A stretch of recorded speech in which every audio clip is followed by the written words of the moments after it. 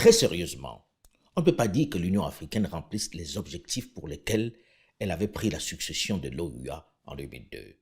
D'ailleurs, le pourrait-elle puisqu'elle n'est même pas parvenue à une indépendance financière? Article 10. Le financement de l'Alliance est assuré par les contributions des États parties. Article 10. Le financement de l'Alliance est assuré par les contributions des États parties. C'est cet article de la Charte qui m'a particulièrement retenu l'attention et je veux que nous nous penchions aujourd'hui sur la question du financement de nos institutions régionales et continentales qui constituent le véritable obstacle à leur fonctionnement et leur liberté d'action. Restez jusqu'à la fin et vous comprendrez pourquoi cet article me semble très important dans la Charte de l'Alliance des États du Sahel signée par les chefs d'État du Niger, du Burkina Faso et du Mali ce samedi 16 septembre 2023. Avant de commencer, merci d'aimer cette vidéo et de la partager autour de vous. Abonnez-vous si ce n'est pas encore le cas. Allons-y.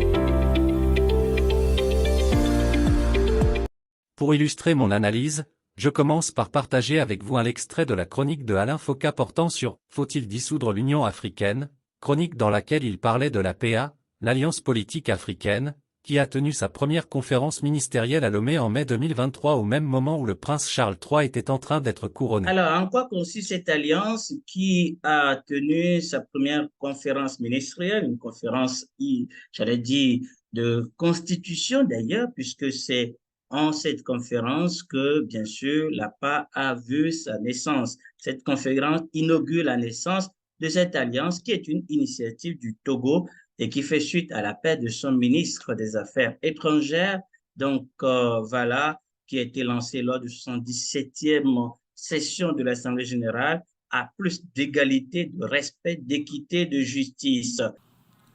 L'Afrique, aujourd'hui, attend plus d'égalité, de respect, d'équité et de justice dans ses relations et partenariats avec le reste du monde, avec les grandes puissances, quelles qu'elles soient.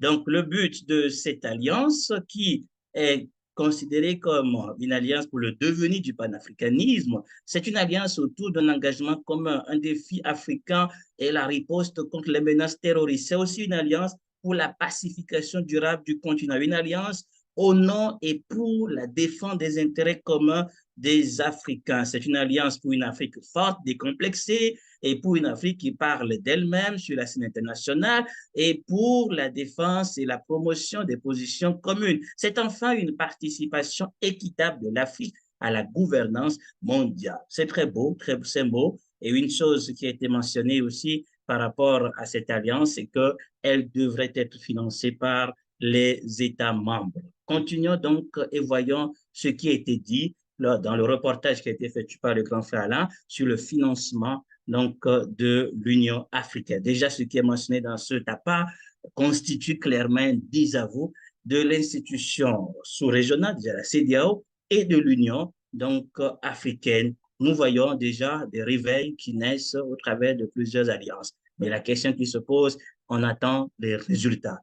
Est-ce que ces alliances porteront leurs fruits? Et la question principale qui est souvent à la base donc, de problèmes de fonctionnement, c'est la question du financement. Parce que quand il s'agit de sortir de l'argent pour faire des actions communes, nous avons du mal à le faire et nous tendons les mains aux étrangers. Et ces étrangers qui nous donnent dominent forcément sur nous. Continuons et après, nous commenterons ensemble cet aspect important du financement de nos institutions. Très sérieusement, on ne peut pas dire que l'Union africaine remplisse les objectifs pour lesquels elle avait pris la succession de l'OUA en 2002.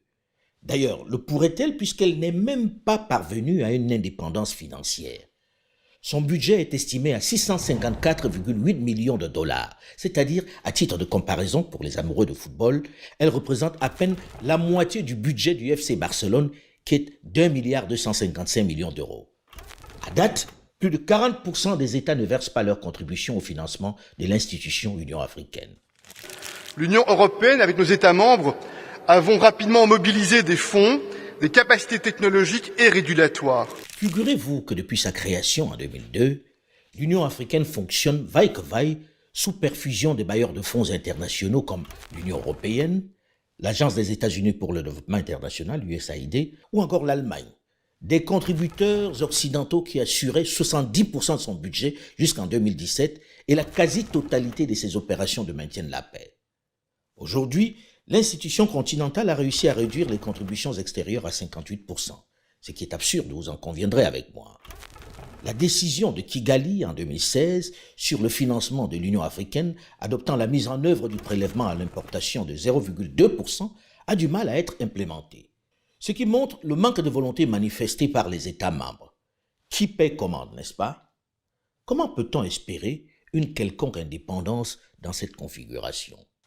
Dependence has consequences. It's not proper for sovereign African states to fail to finance the activities of an institution. L'heure d'ailleurs est venue pour que les Africains savent ce qu'ils veulent. Nous ne pouvons pas être là à critiquer, à nous plaindre de l'ingérence des forces non africaines dans les problèmes africains quand nous sommes incapables nous-mêmes ou nous refusons de financer nos organisations sous-régionales. Je crois que si jamais, plus tard, je n'en sais rien, il y a cette question doit se poser au niveau de l'APA, même pour nos réunions informelles, nous allons mettre la main à la pâte. Et c'est de notre devoir. Et c'est cette mentalité aussi qu'il faut changer sur le continent africain. Pire, l'extension du siège de l'Union africaine à Addis Abeba, tenez-vous bien, est même construite par la Chine, qui a installé sans surprise des micros et qui a piraté, pompé des données sensibles de l'Union africaine toutes les nuits pendant des années. C'est absolument scandaleux que l'Union africaine continue à fonctionner avec plus de 50% de l'aide étrangère. Je crois que ce n'est pas la peine que nous parlons du cas de la CEDEAO. C'est de plus en plus clair qu'elle travaille pour l'intérêt de ses bailleurs de fonds. Vous vous rappelez que dernièrement ils sont partis demander de l'aide à l'Union européenne pour le cas du Niger. Macron a lui-même déclaré à plusieurs reprises que la France est prête à soutenir l'organisation dans son projet d'agression du Niger. C'est vraiment pitoyable de voir tout se passe. La CEDEAO menace d'intervenir militairement sans avoir tout calculé dès le départ. Les chefs d'État ont marqué un accord donc pour le déploiement des troupes d'un certain nombre de pays, dont la Côte d'Ivoire. La Côte d'Ivoire fournira un bataillon et a pris toutes les dispositions financières pour l'opération. Si elle doit durer 3 mois, les provisions seront faites au niveau budgétaire pour que nos soldats et nos officiers qui participeront à cette opération ne manquent de rien. Oui, la guerre est très coûteuse et il faut être prêt avant de s'y lancer. Quand j'ai écouté ces propos de M. Adéo pour la première fois, ça m'a fait presque rire. Comment imaginer un instant se lancer dans une guerre qui peut durer 3 mois, comme il le dit lui-même? Où trouvera-t-il de ce financement? Et si même il pouvait en trouver, ces fonds ne peuvent-ils pas servir à autre chose que d'envoyer ses soldats à la boucherie? C'est vraiment pitoyable. Au fait, il compte sûrement sur son ami Macron. En plus, vous savez quoi? Quand tu reçois une somme pour laquelle tu n'as pas souffert, tu ne peux que la dilapider pour des futilités. En tout cas, il faut absolument éviter des prétendues aides ou financements internationaux. À cet effet, l'Alliance des États du Sahel part sur de bonnes bases en stipulant clairement que son financement est assuré par la contribution des États membres. Je ne doute pas de l'engagement et du sérieux des 3 membres fondateurs de l'Alliance. J'espère que les nouveaux adhérents s'inscriront pleinement dans cette direction. L'aide rend vraiment esclave et comme nous savons déjà, la main qui donne est au-dessus de celle qui reçoit. Je crois que vous êtes tous au courant que le Maroc a refusé l'aide proposée par la France à la suite du séisme que le pays a subi le 8 septembre dernier. Bonjour, je voulais m'adresser directement aux Marocaines et aux Marocains pour vous dire que la France a été bouleversée de ce qui s'est passé dans la nuit de vendredi à samedi, de ce terrible tremblement de terre. Et nous avons évidemment une pensée pour les disparus, leurs familles, pour les blessés. La France est solidaire, la France se tient à vos côtés. Dans ce moment, qui est un moment évidemment de peine, mais aussi d'action et de solidarité, je voudrais avoir des mots très simples. J'ai vu beaucoup de polémiques ces derniers jours qui n'ont pas lieu d'être. Nous sommes là.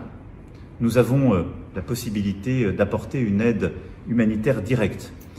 C'est évidemment à Sa Majesté le Roi et au gouvernement du Maroc, de manière pleinement souveraine, d'organiser l'aide internationale.